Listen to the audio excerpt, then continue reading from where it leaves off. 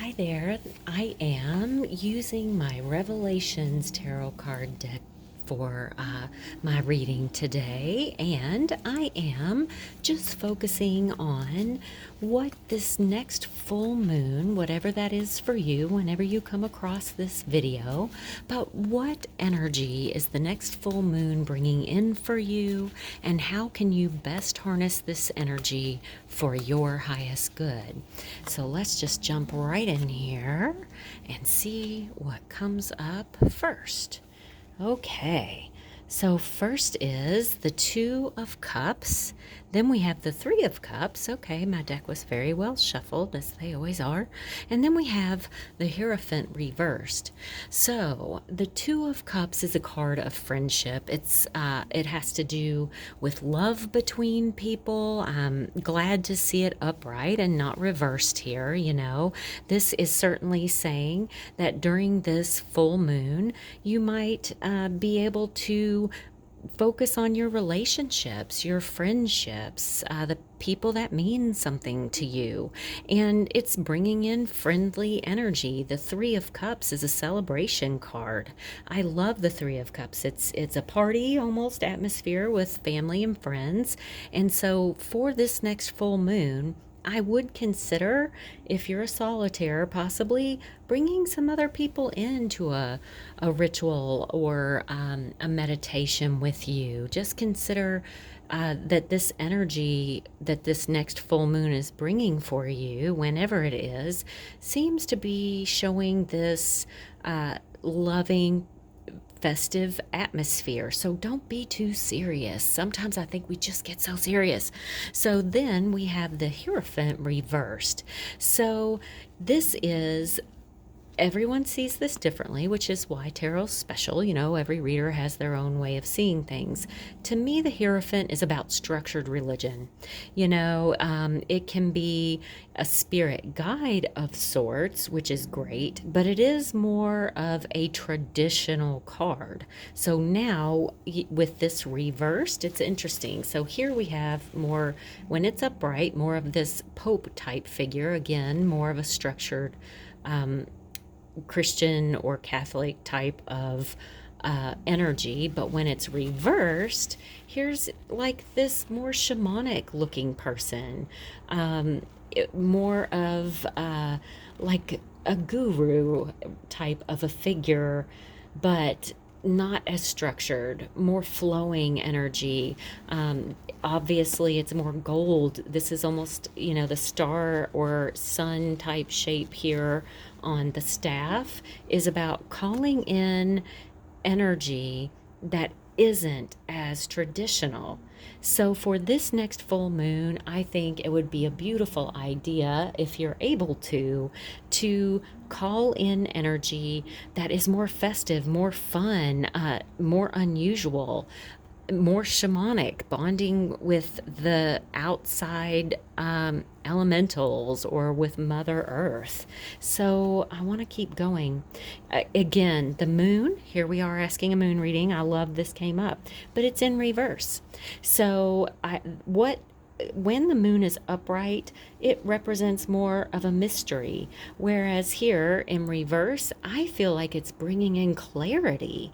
So, and if you can see this, again, there's all these people, mer people, swimming around together. So definitely joining with other people if you're able to be festive, to have a party, not to be traditional, to celebrate the moon energy, to have fun with it, to ask for clarity, which is what it is bringing. It's going to be bringing clarity in your relationships with your family, your friends, your loved ones.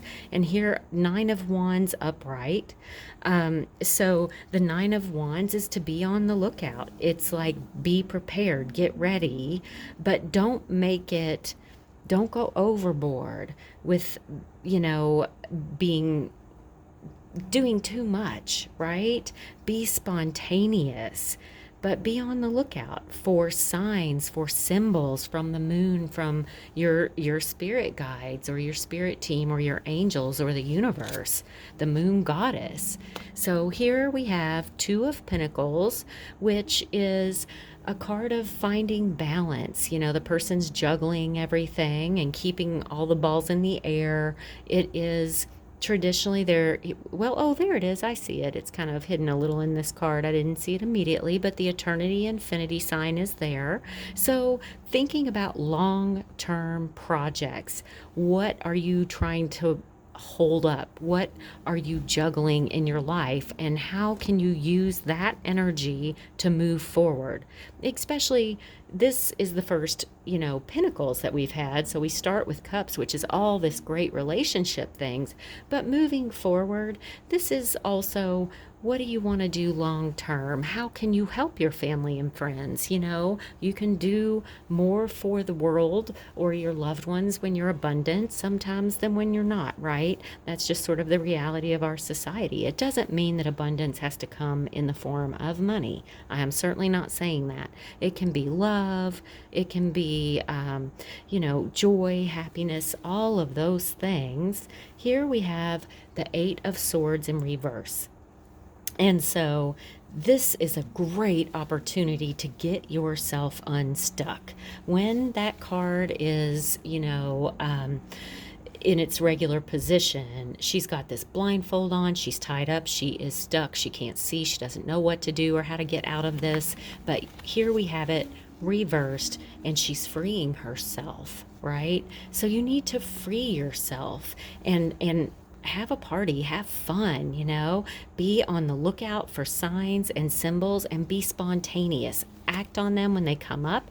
They're going to be coming in non-traditional ways from your spirit guides, from the universe, from your angels, however this means to you, and using the energy to rebalance yourself and to help you move forward with whatever your life path is.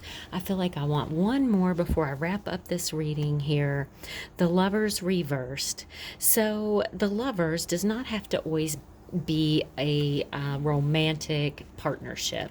This can be a partnership, a business partnership. Again, this can be friends. We're talking about Gemini here, the twins. But in reverse, you've got a sort of more, it tends to be a little bit of a more negative spin. So let me see. I said it was my last card. I fibbed. I need to ask for clarity on that. Two of Swords reversed. And again, much like this Eight of Swords reversed, they're repeating a message. So I really want to focus on this. In the Two of Swords, traditionally, the person has a blindfold on again, not being sure, not seeing what to do, not having the answers. But here in the reversed position, this is clear. The blindfold comes off. And this, to me, looks like a big black hole going on behind her. So instead, this is also an opportunity with these two cards here. I started with the Lovers reversed and went to the Two of Swords reversed. So since I was asking for clarity here, I feel like this is a great time for releasing, letting go of things as well. The full moon, you can really use that energy for whatever it is that you most need in this cycle. So, as the moon grows, you would be sending out energy for what you want to grow in your life. As it, begins to disappear, the wanting phase, you're releasing things that you want to get rid of. So here we have both. You can bring in new relationships. You can bring in love. You can have a festival. You can have new relationships in your life. But this is saying you might also need to consider what needs to go bye-bye. What do you need to get rid of? What is not working for you? Is there a seduction issue? Does someone have you under control physically, in a way that maybe you don't want or care for anymore? And so you can let that go during this full moon. And I think this is a positive opportunity. And let's see, maybe now I'll be done. We'll see. Okay. Four of Wands reversed. To me, I have to... weirdly, this is a congratulations, a party, a celebration atmosphere, which is what we started with. It's like the whole first part of this reading, things were flowing very positive. I hit this second part of the reading, I start getting reversals in ways that might tend to seem negative. But I don't feel really with this that that's what this one's getting at. I keep seeing paperwork. I keep seeing like letting go of things that are getting in the way of your happiness and your celebration and your congratulations type of a thing. Again, here is, it's like there's this burning energy, right? The ones with the fires, burning on the tips of them.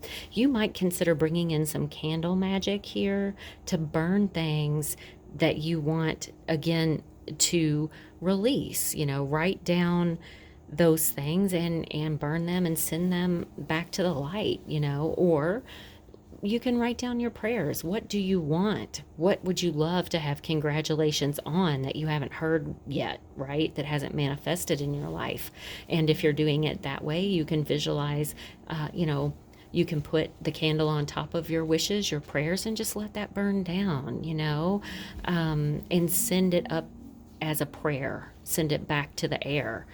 Fire is transformative. So it's all about intention when you're working with sort of magical energy or moon energies. So definitely focusing on your intentions is going to make things easier for you. So thank you so much for being here, and happy full moon.